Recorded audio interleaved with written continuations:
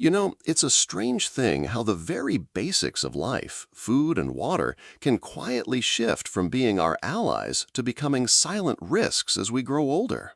When you were younger, you probably didn't think twice about skipping a meal or drinking a whole jug of water on a hot day. Your body would adjust without complaint. But after 75, the rules change. Your digestion slows down, your sense of thirst isn't as sharp, and what once felt like a healthy choice can suddenly make you dizzy, weak, or even send you to the hospital. And this isn't because you're doing something wrong, it's simply because your body has become wiser and more sensitive, asking you to listen more closely. I often think of Anna, a lovely woman I met who was 78. She had always prided herself on being disciplined with her diet. "I hardly use any salt," she said proudly, "and I drink lots of water every day." But then the fainting spells started. She would stand up to get the mail and find the room spinning. After some tests, her doctor discovered her sodium levels were dangerously low. What Anna thought was a perfect habit, cutting salt and drinking endlessly, was actually harming her. It was such a surprise to her, and maybe to you too. We've been told all our lives that less salt and more water is always better. But the truth is, at this stage of life, it's not about more or less. It's about balance. So how do you find that balance? First, remember that your body doesn't signal thirst as strongly anymore. That means waiting until you feel thirsty can sometimes leave you already dehydrated. Instead, sip small amounts of water steadily through the day, but avoid forcing yourself to gulp down large amounts all at once. Too much water at once can dilute important minerals and leave you feeling weak. Second, don't eliminate salt completely. A pinch of natural salt in your meals helps maintain fluid balance and prevents dangerous drops in blood pressure. If your doctor has warned you about heart or kidney issues, of course follow their advice. But if not, don't be afraid of flavor. Third, focus on foods that carry water naturally. Cucumbers, oranges, soups, and stews. They hydrate you more gently than plain water and deliver nutrients at the same time. When you think about it, aging is really about becoming more refined, more delicate in your choices. Just like a beautiful old violin needs different care than a brand new guitar, your body deserves that same respect. It's not weaker, it's simply tuned differently. And with the right care, it can produce the most beautiful music. Perhaps you might ask yourself, do you sometimes push yourself to follow old health rules that no longer feel good in your body? Are you eating or drinking out of habit or out of real need? These questions aren't about guilt. They're invitations to listen, to honor the wisdom of your years. You've spent decades learning about the world. Now it's time to learn about yourself in a new way. And if these reflections are opening something for you, if they feel like gentle reminders you've been needing, I'd love to share more of them with you. Make sure you subscribe so we can keep walking this path together, step by step, with kindness and awareness. There's a quiet truth about the body that often surprises us as we grow older. Strength is not something you lose all at once, like dropping a heavy stone into water. It fades slowly, gently, almost without you noticing. One day you realize the stairs feel steeper than they used to, or that standing up from a chair takes more effort. These aren't signs of failure. They are whispers from your muscles asking for a little more attention. I remember speaking with Harold, who was 81. He told me that after his wife passed, he stopped going for his evening walks. "I thought it didn't matter anymore," he admitted softly. But then the stiffness set in, his balance became shaky, and soon he was afraid of falling. When he finally decided to join a local seniors exercise class, he discovered something remarkable. Within weeks, he felt steadier, more alive. He told me, with a smile that lit his whole face, "I didn't know I could still get stronger at my age." And that's the hidden truth many people forget. You can. Science has a name for the slow loss of muscle with age: sarcopenia. It doesn't sound dangerous at first, but it doubles your risk of falls, weakens your immune system, and makes everyday tasks harder than they should be. The good news is your muscles remain wonderfully responsive, even in your late 70s, 80s, and beyond. A little movement, done consistently, can truly change your days. But here's where perspective matters. Strength at this stage of life isn't about lifting heavy weights or running marathons. It's about maintaining enough energy to carry your groceries, to rise from bed with ease, to walk confidently without fear of falling. Think of it less as exercise and more as tending to the roots of a tree. You're giving your body what it needs to stay grounded and upright. So what might that look like for you? Maybe it's as simple as standing up and sitting down from a chair 10 times in a row, once a day. Maybe it's walking slowly around your block or through the garden, letting your feet feel the earth beneath them. Gentle stretches in the morning, light movements with your arms, even household chores done with awareness.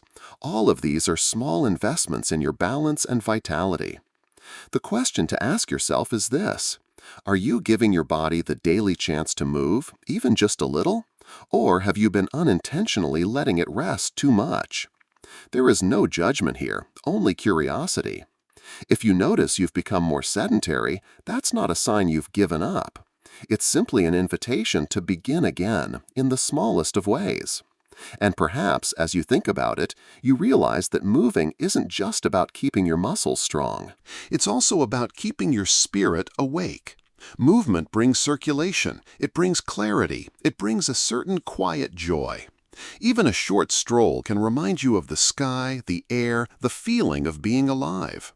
I often say that our bodies don't need punishment or pressure at this age. They need encouragement, a gentle nudge, and a touch of kindness. That's enough to keep you steady, to keep you connected to the world around you. If this message speaks to you, if it feels like the reminder you've been waiting for, I hope you'll stay with me on this journey. Subscribe so that I can keep sharing these small but powerful practices with you, because your strength in body and in spirit is worth protecting. There's a place many people rarely look when they think about risks in their later years, yet it's sitting quietly on the nightstand, hidden in the bathroom cabinet, or tucked away in the kitchen drawer. I'm speaking about medications. At 75 and beyond, pills often become a part of daily life. Some bring comfort, some bring stability, and some are truly life-saving. But here's the paradox. The very same things that keep you well can, without careful attention, also bring harm. And it usually doesn't happen in a dramatic way. It happens slowly, almost invisibly. A new symptom appears, a little fatigue here, some confusion there, a fall that seems accidental. What if those signs are not from aging itself, but from the way different medications are quietly interacting with one another? Doctors have a name for this: polypharmacy. It simply means taking many medications at once. Your body, especially your kidneys and liver, becomes less efficient with age. A pill that once left your system quickly may now linger longer. Add another pill and then a supplement, and the balance shifts further. It's not unusual for people in their 80s to be taking 8, 10, sometimes even more medications daily. And while each one might be prescribed for a reason, together they can sometimes create a storm no one intended. The science is clear. Mixing certain drugs can increase dizziness, confusion, or raise the risk of falls. Some combinations even reduce the effectiveness of the very treatment they were meant to provide. That's why awareness matters so much. But awareness doesn't have to mean fear. It simply means becoming the gentle guardian of your own medicine chest. One of the most powerful steps you can take is also the simplest. Make a complete list of everything you take, not just prescriptions, but vitamins, herbal teas, over-the-counter painkillers, even drops and ointments. Then, once a year, sit with your doctor or pharmacist and ask a simple question: do I still need all of these? Sometimes the answer will be yes, but often, with time, bodies change and needs change too. Medications that were essential 5 years ago may no longer serve you today. This isn't about mistrusting your doctors. It's about working with them, giving them the full picture so they can help you in the safest way. You might also gently ask yourself, do I sometimes reach for a pill without thinking, simply out of habit? Do I know why I'm still taking each one? These aren't accusations. They're invitations to look with kindness and curiosity at the patterns of your daily life. Because caring for your body at this stage isn't just about adding things, it's also about letting go of what no longer serves you. I know it may feel overwhelming at first, especially if you've been prescribed medications for many years. But remember, even small adjustments can bring a surprising sense of clarity, energy, and stability. You don't need to change everything overnight. All it takes is one gentle review, one honest conversation with someone you trust in the medical field. Your health is like a delicate balance, and with a little awareness, you can keep that balance steady. Think of it as tending to a garden. Each plant has its purpose, but if too many grow at once, they begin to crowd each other out. Sometimes a little pruning, a little reordering helps everything thrive. Your body deserves the same care. By choosing to look at your medications not with fear, but with gentle attention, you give yourself the best chance to live with more ease, more clarity, and more peace. And isn't that what these years are meant to be about? Not just surviving, but truly feeling steady and well. There is a danger that creeps in so quietly, many people don't recognize it until it has already taken root. It isn't in your kitchen, and it isn't in your medicine cabinet. It's in the silence of your home, in the long stretches of time when no one knocks at the door, when the phone doesn't ring, when the days blend into one another without the warmth of connection. Loneliness can feel invisible, but it is as real and as heavy as any illness. The heart knows it, the body feels it, and the mind carries it. When you're younger, solitude can feel like a gift, time to rest, to think, to recharge. But after 75, the line between solitude and isolation grows thin. Loneliness doesn't just live in your thoughts. It has a way of settling into your blood pressure, your memory, your sleep.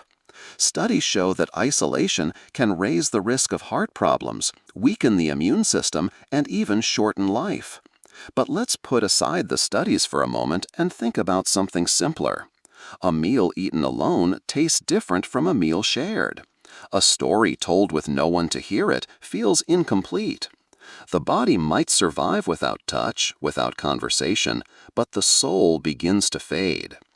I think of George, 81, who told me one morning that the hardest part of his day was not his aching knees or his trouble with stairs. "It's the silence after breakfast," he whispered. His wife had passed, his children lived far away, and though he managed his health well, he said the emptiness weighed on him more than any physical pain. What helped George was not a miracle cure, but something very small. He joined a weekly chess group at the local library. At first he went just to watch, then to play. Soon the silence after breakfast was filled with anticipation. He had somewhere to be, someone waiting for him. His body didn't change overnight, but his spirit lifted, and with it his whole way of moving through the day. This is the quiet power of connection. It doesn't have to be grand. You don't need to join big events or force yourself into noisy gatherings if that isn't who you are. Sometimes it's enough to call one friend every day, to greet a neighbor when you see them, to write a letter, to attend a small class or group where you can simply sit among others. Human beings are wired for belonging, and that need does not shrink with age, it grows. So ask yourself gently, how much time do I spend in true connection with others? When was the last time I laughed with someone or listened deeply to another's story? If the answers feel uncomfortable, don't let them turn into blame. Let them become a doorway, an invitation to take one small step outward. Perhaps tomorrow you pick up the phone. Perhaps next week you find a group, however small. Perhaps today you simply tell someone, "I would like more company." There is nothing weak about this. It takes great strength to admit the heart's needs. Remember, you survive not just on food and air, but on the warmth of being seen, heard, and loved. A single moment of connection each day is like lighting a candle against the dark. It doesn't remove the night, but it changes the way it feels. And you, dear reader, deserve to live not only with health, but with lightness, with laughter, with companionship. These years can still be rich, still be filled with meaning, but only if you let yourself be part of the world around you, not hidden away from it. When you look back at your life, you see how much of it has been a journey of learning. First how to grow, then how to build, later how to endure. And now, in these years, the lesson changes again. It is no longer about pushing harder or adding more, but about seeing clearly, noticing what truly matters, and protecting what is fragile yet beautiful within you. Aging does not take away your worth, it reveals it in a new light. The risks we've spoken about, nutrition, movement, medicines, loneliness, are real, but they are not destiny. They are simply reminders that life at this stage asks for awareness, for softer rhythms, for smaller steps that carry great meaning. Think of it this way. When you were young, you could cross a rushing stream by leaping from rock to rock. Now, perhaps, you walk more slowly, feeling each stone before shifting your weight. Does that make the journey any less valuable? No, it makes it more mindful, more alive. And you, dear reader, deserve to live not only with health, but with lightness, with laughter, with companionship. These years can still be rich, still be filled with meaning, but only if you let yourself be part of the world around you, not hidden away from it. Every careful step is an act of wisdom. I once spoke with Elena, who is 84. She told me that for a long time, she resisted making any changes. I didn't want to feel old, she admitted. But after several falls and a long stretch of loneliness, she realized that resisting her body's signals was not strength, it was denial. What gave her true strength was accepting the changes and making peace with them. She began drinking her water in smaller amounts throughout the day, joined a gentle yoga class, and asked her doctor to review her long list of medications. And perhaps most importantly, she started calling her sister every evening. "It's such a small thing," she said, "but it makes the whole day feel different." Her story reminds us that transformation at this age doesn't come from big leaps, but from quiet adjustments that honor the body and the soul. The real danger is not aging itself, it's ignoring what aging is asking of you. So maybe today you can pause and ask yourself, where is my body asking for more care? Where is my heart asking for more connection? What habits am I holding on to that no longer serve me? These are not burdensome questions, they're gentle guides. Your answers don't have to be perfect or complete, they only need to be honest. Each small choice, a glass of water at the right time, a few steps taken outdoors, a careful look at your medications, a phone call to someone you love, is like weaving threads into a net that will carry you safely forward. Life after 75 can feel fragile, yes, but fragility is not weakness. A candle flame is fragile, yet it brings light to a whole room. Your life at this stage is like that flame, delicate, precious, and capable of warmth that reaches others. Protect it with awareness, shield it with gentleness, and it will shine all the more brightly. If these words have spoken to you, let them be an encouragement to walk your days with softness and courage. And I invite you to stay connected. Subscribe so we can continue this journey together. But even more, I'd love to hear from you. Which of these dangers feels closest to your life right now? And what small step are you ready to take to protect your own flame? Share it in the comments. Your story may be the light someone else has been waiting to see.